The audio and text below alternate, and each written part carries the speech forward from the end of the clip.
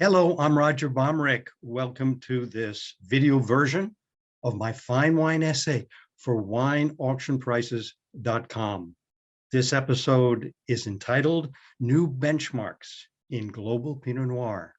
This is part 2 of our exploration, Pinot Noir outside of Europe. And here we are, ready to begin.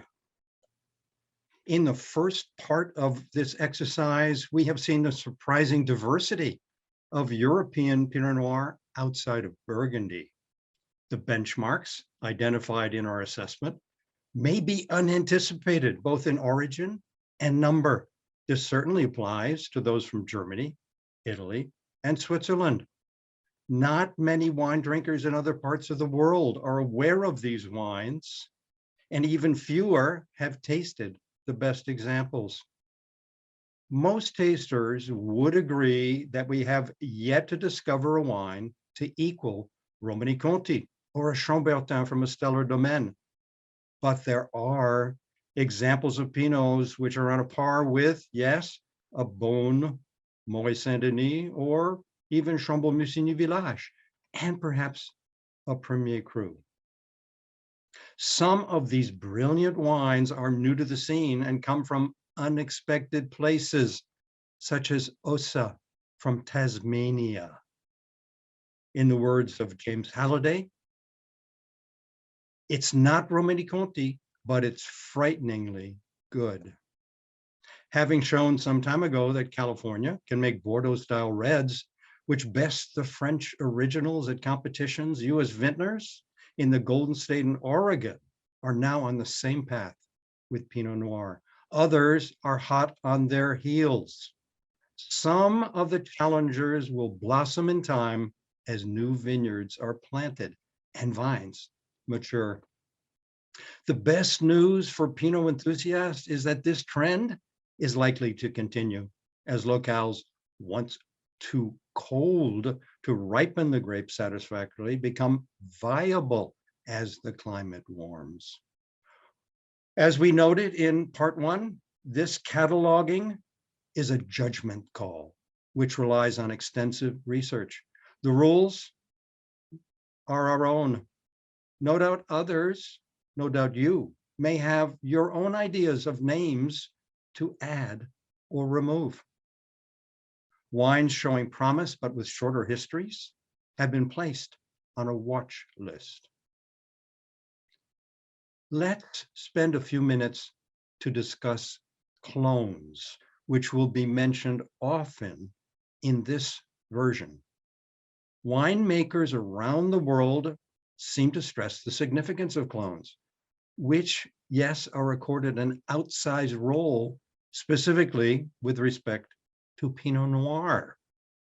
This view might have taken hold because Pinot was considered genetically unstable with numerous widely recognized mutations or subtypes within the same family, Pinot Meunier, Pinot Gris, Pinot Précoce, and various others. Still others argue that there are so many genetic variations because Pinot Noir is one of the oldest varieties, one step from a wild vine. The question we have to ask is the clone really more of a determinant of a Pinot's expression in the glass than is true of other varieties? If the contribution of a given clone is so influential, why would it be diluted? In other words, why would a cocktail of clones, not just one, be planted as is commonplace in global vineyards? The reality behind the conversation about clones is that their foremost role is to provide insurance to growers. Clones are developed, yes, certainly with a view to wine quality, but they are bred also to deal with susceptibility to diseases and to control the period of ripening, to promote higher sugars, and even to yield open rather than tightly packed bunches. The unspoken truth about clones is that they cannot be relied on to pass on specific flavor characteristics. Let's consider the wisdom of Nancy Sweet historian at University of California, Davis, of the Foundation Plant Services program. The significant environmental impact on clonal performance makes it extremely difficult to generalize about the behavior of specific clones. A wine based on Pinot Noir or any variety reflects myriad influences from soil and climate to cultivation methods and handling in the cellar. Clones from Burgundy, still earning high marks, and which will be mentioned shortly, were certified in 1971 and include 113, 114, and 115. A decade later, 667 and 777 were awarded certifications. These and others are widely referred to as the Dijon clones. But in total, there are 48 certified clones of Pinot Noir in France. For many growers in other parts of the world, a clone developed in Burgundy is seen as the foundation of great Pinot Noir in their own region. This might even be a so-called suitcase clone taken surreptitiously some time ago as cuttings from Bohmrich or Wineauctionprices. Well, our first stop is in Australia. Pinot Noir was among the first European varieties to arrive down under back in the early 1800s. The Mother Vine 6 or MV6 clone, widely planted today, is a selection released in 1971, which originated with these early arrivals. Dijon clones were introduced in the 1990s. As with many other regions, what we have to say is that the finest examples of Australian Pinot Noir tend to be produced in small, yes, very small volumes, and are often difficult for international consumers to find. Plantings of Pinot Noir currently amount to a little over 12,000 acres, less than 4% of Australia's vineyard. Half of this grape's production is dedicated to traditional or classic method, sparkling wine. 4 districts, which you can see on the map, stand out and dominate the list of our top Pinots. Those districts are Adelaide Hills in South Australia, Yarra Valley and Mornington Peninsula in Victoria, and Tasmania. Victoria leads our selection of benchmarks. And in Yarra Valley, Pinot is the foremost variety, making up 41% of the crop. Our first benchmark is indeed from Yarra Valley. It's from the Giant Steps Winery, and specifically the Applejack Vineyard that you see in the photograph. Soils here, clay loam over basalt. The clones, well, Pommard of French origin, Abel also of French origin. We'll discuss that more when we come to New Zealand. MV6, yes, we've just cited that particular clone. And then various D clones, which came to Australia by way of California. They do a hand harvest. They rely on indigenous yeast. And for the MV6 and Pommard clones, they use whole bunches. For the others, they destem and do a cold soak. And many of these techniques we'll be mentioning again. The wine was aged 8 months in French barriques, 225 liters, and 1/4 of the barriques were new. There's no fining, no filtration, and the bottling here at Giant Steps was by gravity. Well, what do the critics have to say about this wine? Well, here's one. Aaron Larkin and robertparker.com about the 2021 vintage of Applejack Vineyard. This shows wonderful clarity and poise. It is precise and layered with energy and life, plump, ripe fruit, and beautifully resolved tannin. And then to another highly regarded winery, Yarra Yering in Yarra Valley, of course. And it's their Caradus bottling that we're highlighting here. Hand picking, destemming, but no crushing. They want to have the maximum number of whole berries. They do a punch down 2 times a day, a gentle pressing, and the wine aged 10 months in 40% new French oak. Yes, this is indeed a famous name. In the Halliday Wine Companion, it's the 2022 Winery of the Year, and it was at the equivalent position in the Real Review, another leading Australian publication, in 2021. Comments from the 2022 Halliday Wine Companion: beautiful primary cherry lift and pretty violets, highly aromatic with some oak, adding vanilla and spice, an elegant and silky fruit profile. Those notes for the 2019. And then we go to another district that we've already mentioned in Victoria, Mornington Peninsula, and to Kooyong, and specifically their Ferris bottling. Soils here are clay loam. This is a single block identified there on the map at the left by the red arrow of a little less than 2 acres.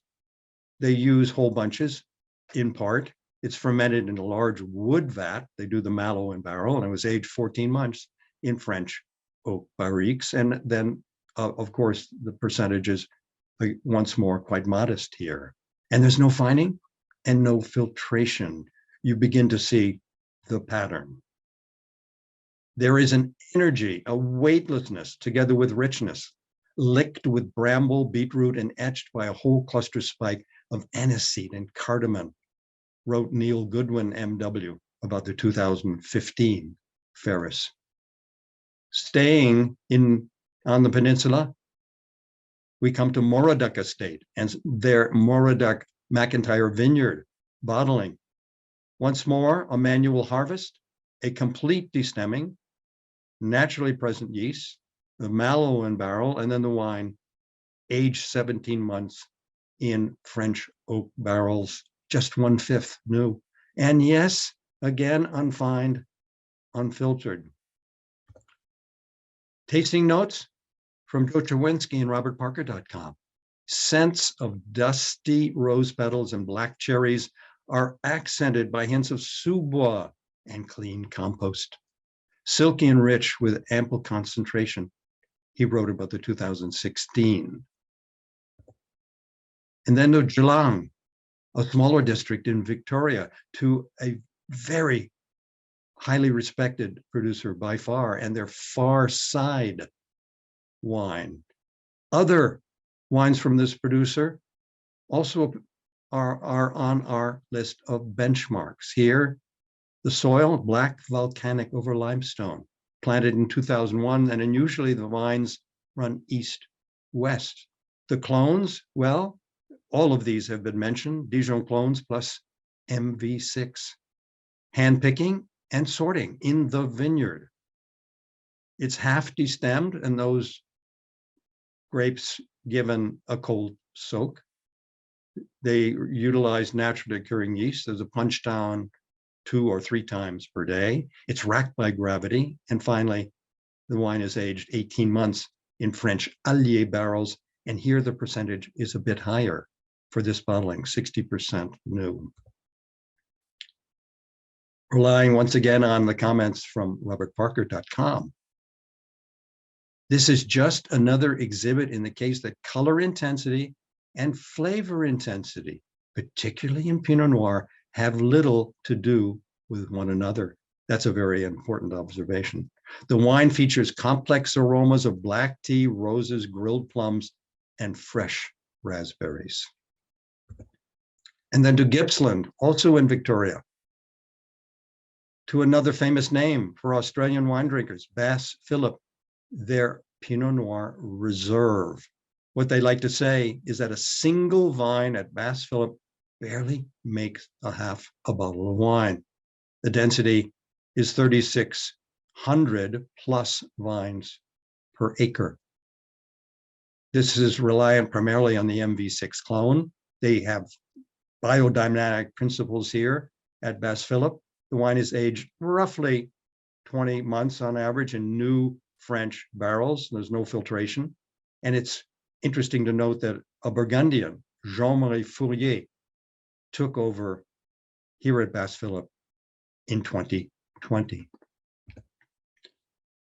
Spectacular, Juan Hook, a leading critic in Australia, writes, about the 2019 reserve from Bass Phillip. A thoroughly beautiful wine, tremendously detailed and fragrant, unfolding more aromas and flavors as it interacts with the air.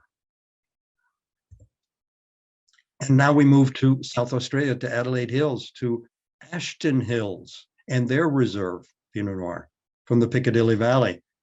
Vineyard is planted with 5 clones.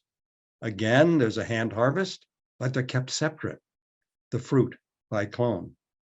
Destemming, but aiming for some whole berries, plus about, on average, 30% whole bunches. Indigenous yeasts and basket pressing directly into French barriques 1/3 new with solids, a different approach. Consider these comments from the Halliday Wine Companion for the 2020 Ashton Hills Reserve. The weight is ethereal and exhibits a class, medium-bodied line and length, all of it lingering around the top and sides of your mouth for eons. So special. And now we move to Tasmania, to Tolpuddle Vineyard, which has risen to the top in a very short period of time. Handpicking, they like to have 60% whole berries and 40% whole bunches. At least they did in 2020. They use an open top stainless fermenter or fermenters, a gentle punching down, and the wine was aged 10 months in French oak barriques, 1/3 new. Just as a note, Tolpuddle in total produces about 1,209 liter cases, and that just merely to underline the point of how limited the production and availability, sadly, of many of these top Pinots is. Juan Hook in the Real Review for the 2020. There are powerful, meaty, smoky, and 5-spiced savory aromas. Definite touches of smoky bacon and charcuterie. Tremendous drive, energy, and lake. A great wine in the making, he says. Well, here is the summary list of Australian benchmarks, and they're organized. They appear alphabetically by state, geographically, in other words. We've profiled just a very few, but the best way to view and consider all of them is to go to the written essay on wineauctionprices.com. And next, New Zealand. And New Zealand is a newcomer when it comes to Pinot Noir compared to other countries we are surveying. The earliest plantings can be traced to the mid-19th century, but New Zealand's first commercial bottling of Pinot Noir was not until 1978. Even though it got a late start, many observers believe that there is a very high ceiling for the variety. Indeed, the country has bet on the promise of Pinot among red varieties. At present, Pinot Noir constitutes 7% of New Zealand's output. About 14,000 acres are planted to the grape, with the largest share in Marlborough.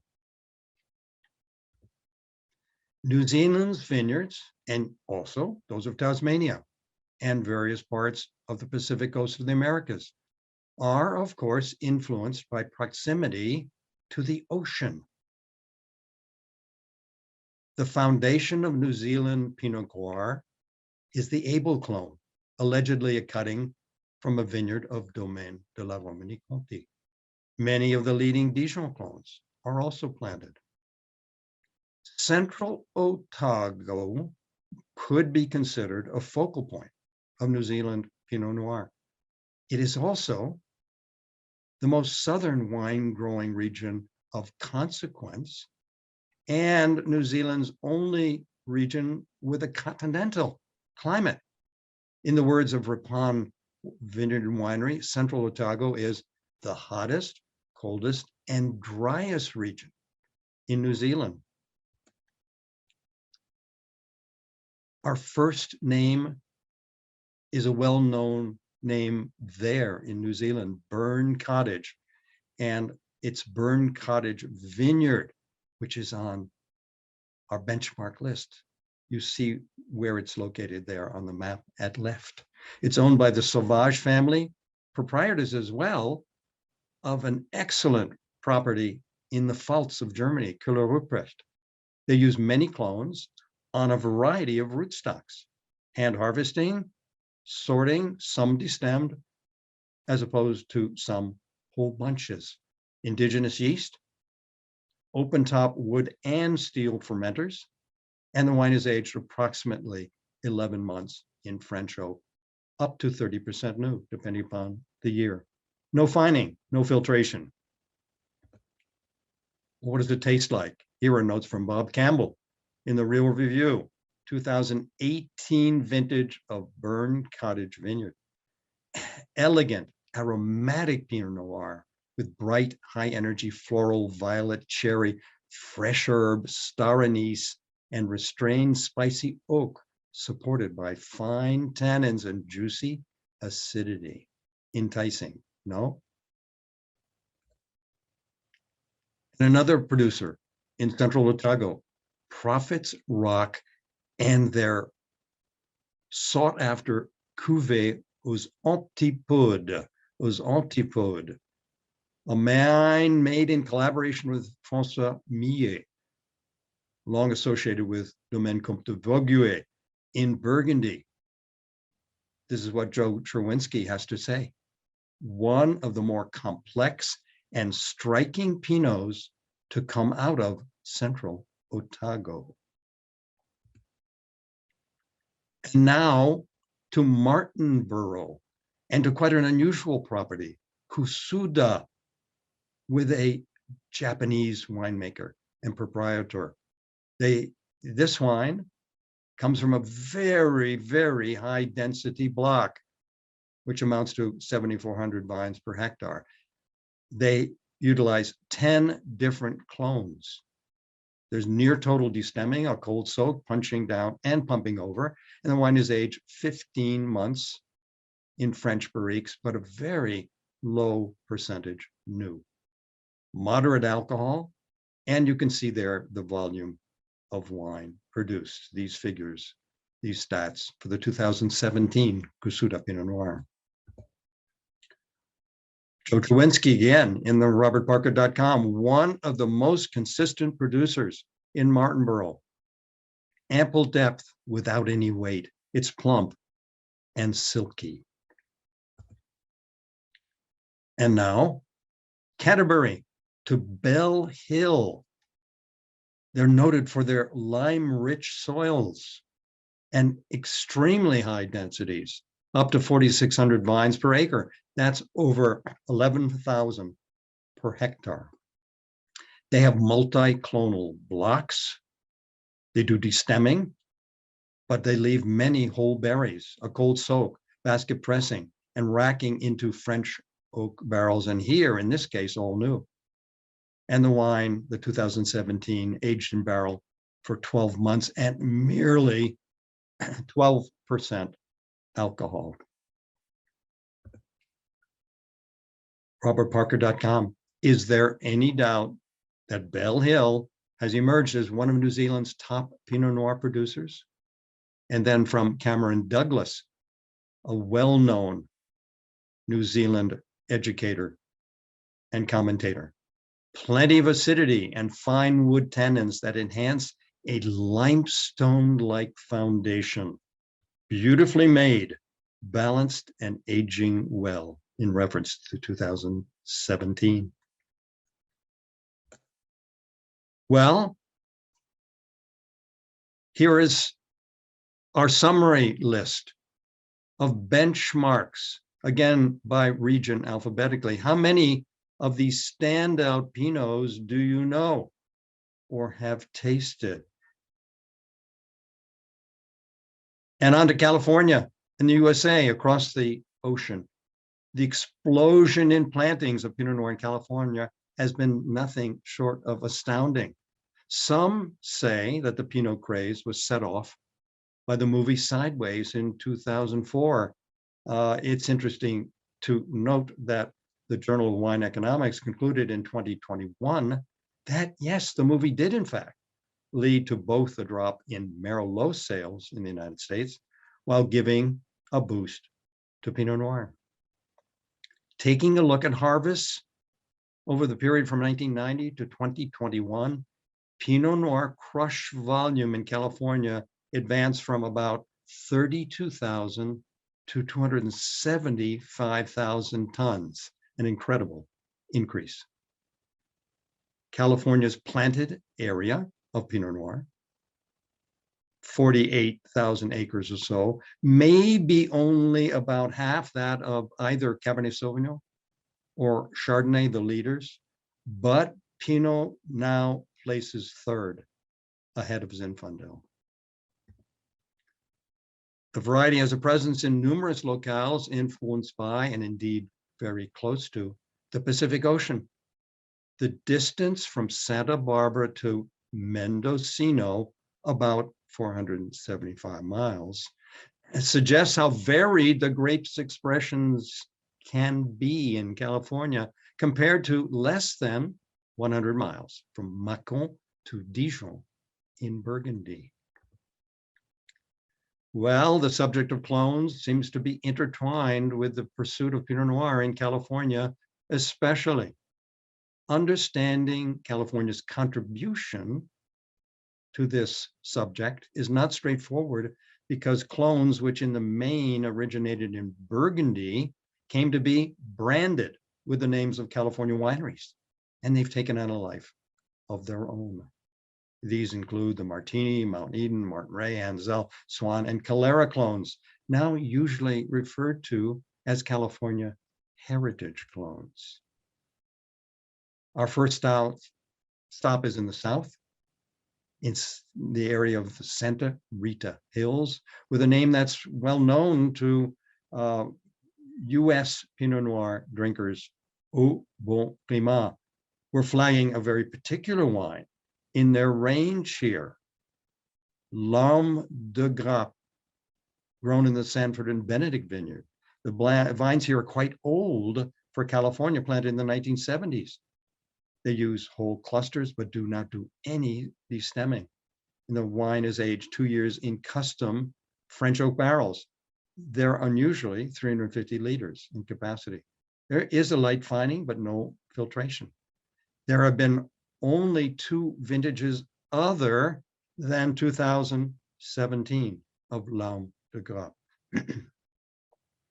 For those who crave stems and wildness in their Pinot, writes Jeb Dunnick about the 2017 L'Homme de Grappe, it's incredibly Burgundian in that it shines more for its complexity and nuance than richness and texture. And another highly regarded name, familiar to many, Melville and their terraces, Pinot. Once more, Santa Rita Hills. Clay-rich loam and calcareous shale combined. They use 5 clones here, so you can see 2 heritage and 3 Dijon. Half destem, half whole clusters, and aged 18 months in well-seasoned French oak barrels. Now that's a distinguishing feature of Melville, and merely about, and not quite, 500 cases produced. Aaron Brooks writes in robertparker.com, unfurls slowly, offering abundant sweet berry fruit and savory nuances on the long finish. We begin to move north, and now to a specific AVA, Mount Harlan, and Calera, a pioneer, founded by the late Josh Jensen, and many of their wines appear on our benchmarks list. The one we're signaling here is Jensen, but there are quite a few others. Soil, limestone, yes. When Josh Jensen came back from Burgundy and looked for the ideal location, he thought about limestone in particular. Not easy to find in California, where calcium carbonate soils are quite rare, but he found them here. in this area. And you can see on the map where the Calera winery is located, and then the vineyards with an elevation on average of about 2,200 feet. Again, rare for California. So the vines now in the Jensen vineyard, about 40 years old, they have their own selection or selections of clones. They use whole clusters for this wine, indigenous yeast, and the 2019 was aged a year and a half in 30% new French oak, but the balance was neutral wood. Well, an incredible vertical tasting was held in 2015, reported on by Antonio Galloni in Venice. Here's what he wrote about the 1978 Jensen, a remarkable wine as it retains an almost unbelievable amount of fruit for its age and does not appear to be fully mature. And then a name that probably is less familiar, certainly, than Calera in the Santa Cruz Mountains, but deserves to be on our benchmark lists. And this is the Alpine vineyard, but there are various others that also are of this stature. And what's extraordinary, if you look to the left, you'll find on their website these marvelous, highly detailed maps of each of their estate vineyards. And you'll find something else. If you look down on the lower left, you'll find a climate graph, an interactive graph. You can compare their vineyards, for example, the Alpine vineyard, with other vineyard locations. Here, I've selected the one for Dijon in Burgundy. So the soils here, shallow, rocky over a limestone bedrock, slopes up to 40% in the Alpine vineyard. It's inland, of course, from the Pacific, or only 10 miles away. And they use a large number of clones here, 16 heritage and suitcase clones primarily. What does Antonio Galloni have to say about the 2018s? Here from this winery, they are just off the charts brilliant. A wine and a name to know.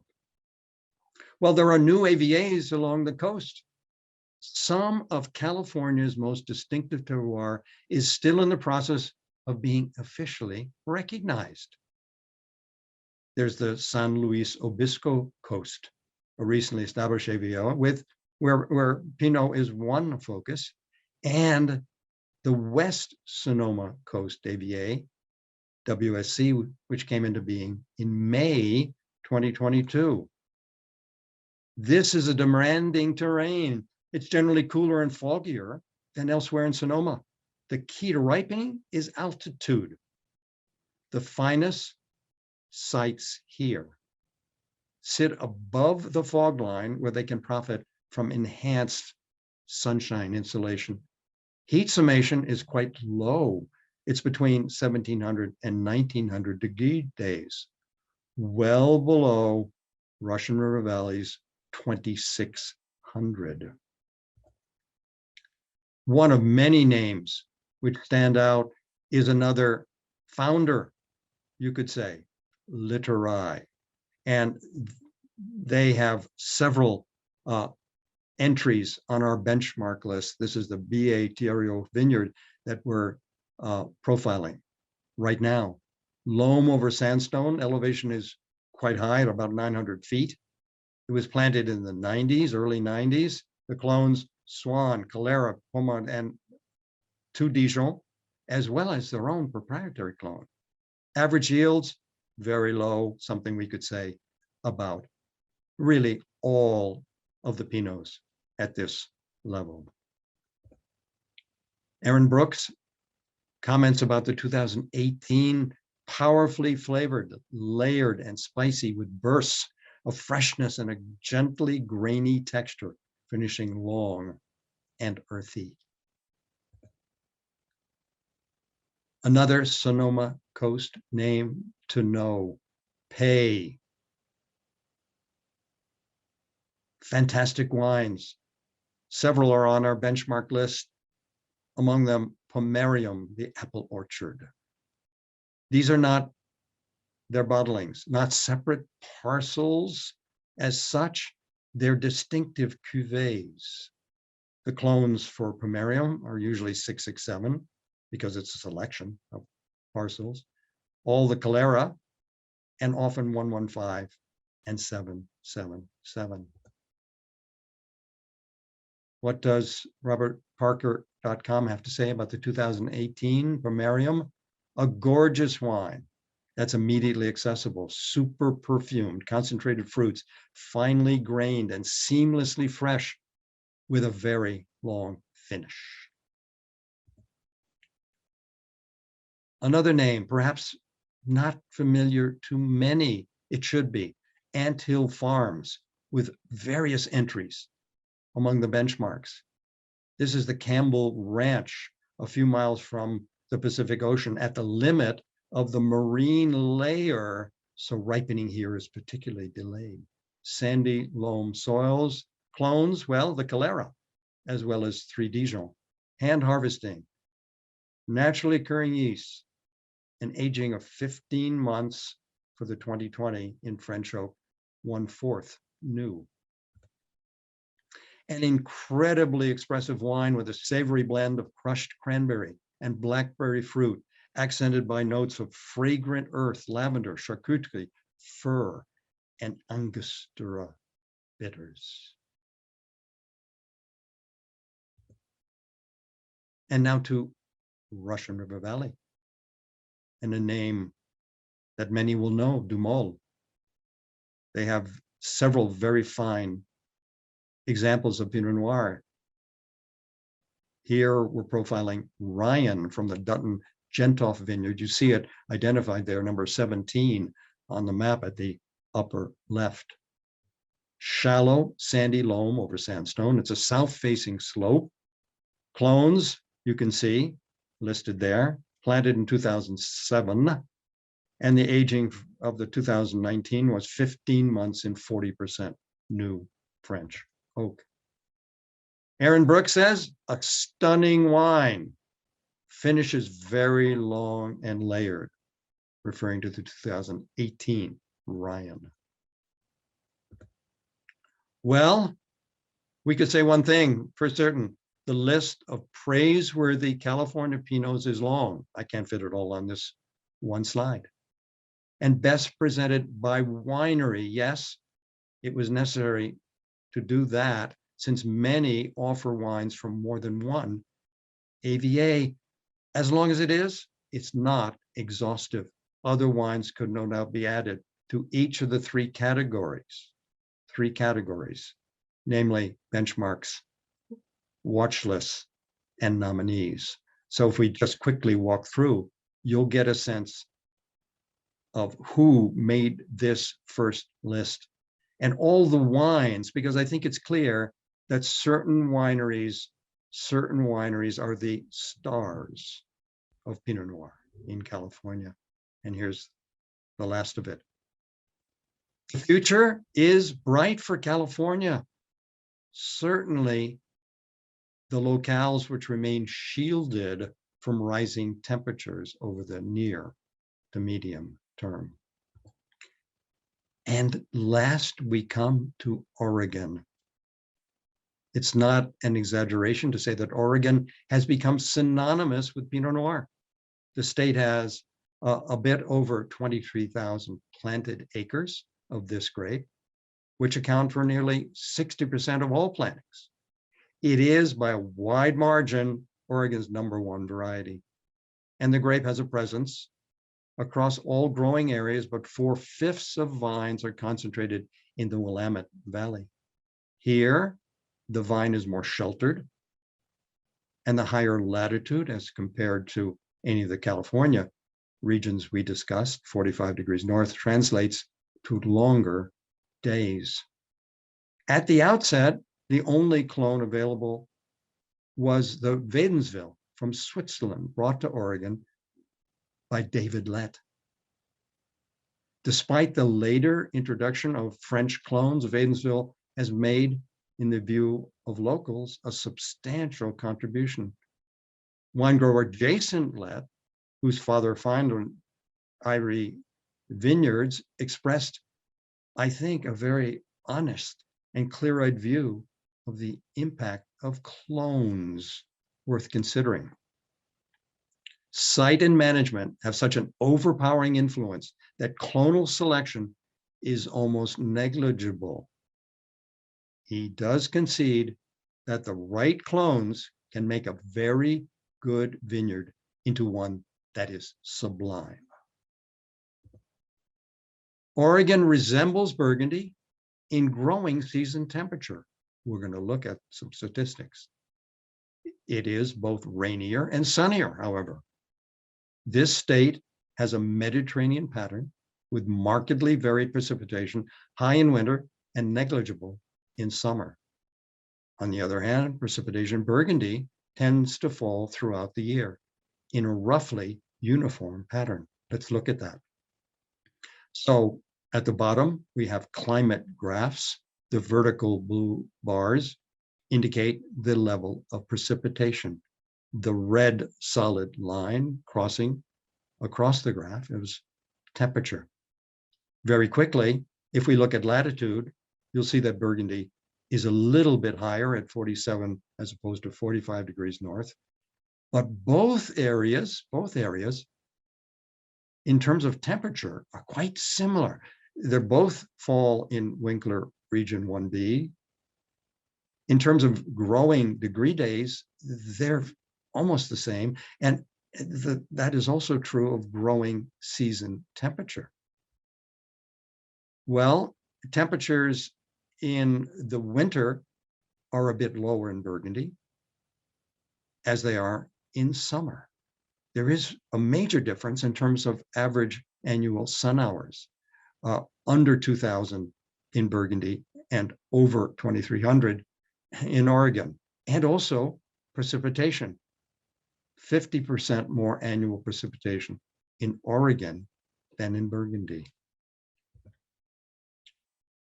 Our first name among the benchmarks from Oregon, Arterbury Maresh and their Maresh Vineyard. This is one of the oldest Oregon vineyards. The clones here, Wadensville and Pommard.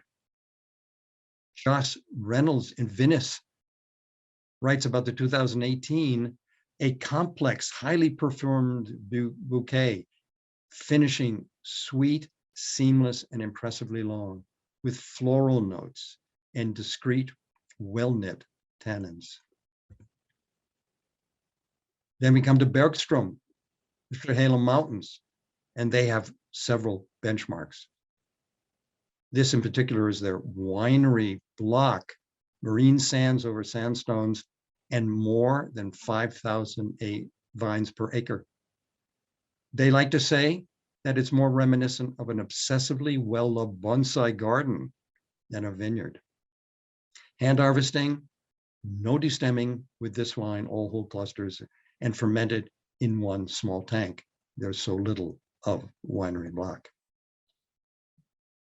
RobertParker.com, savory and spice-laced fruits, a firm chalky frame, and seamless freshness to lift the finish.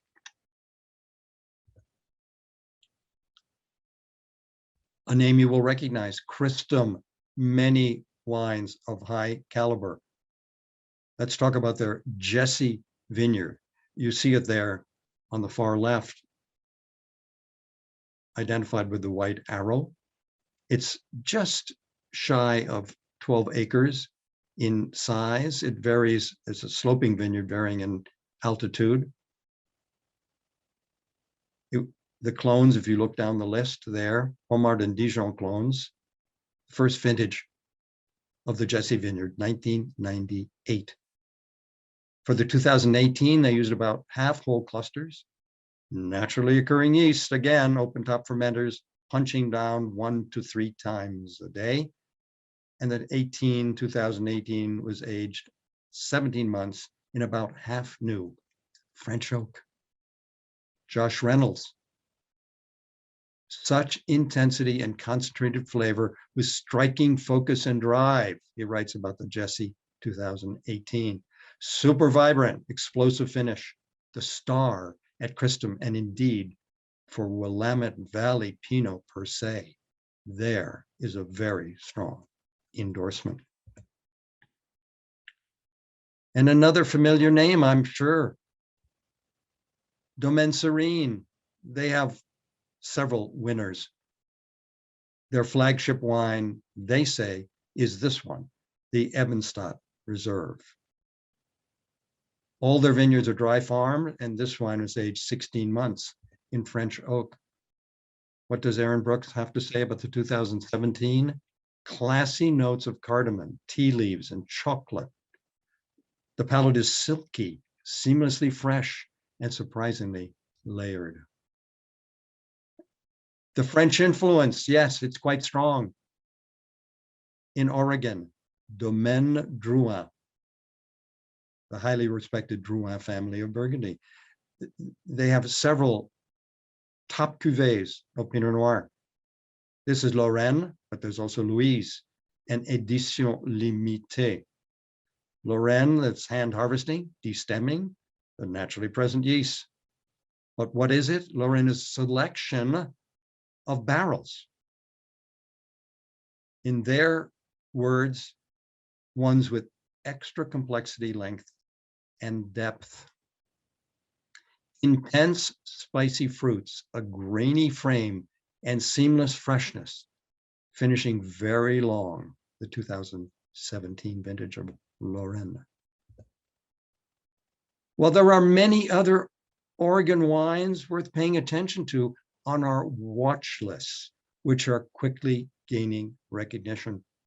To name just a few, 00 wines, the Richard Herman cuvée, Furioso, La Linea Furioso, Lingua Franca, Mimi's Mind, Nicolas J, L'Ensemble, and Resonance, Resonance Vineyard, and many others. So here is part of our list of benchmark Oregon Pinot Noir. And as for California, because of wide sourcing, it's better to present these alphabetically by winery. So you won't be surprised, the list of benchmark Pinot Noirs here in this state is quite long, and yes, I think will grow. Oregon, we can say unabashedly, is already a paradise for Pinot Noir. The state offers a bounty of riches with more to come.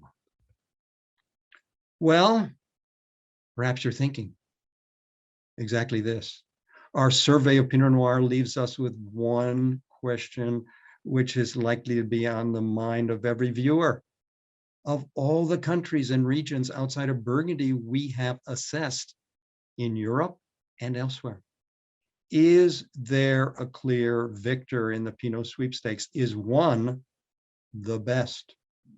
Well, California might be considered the champion based on the sheer number of exemplary wines.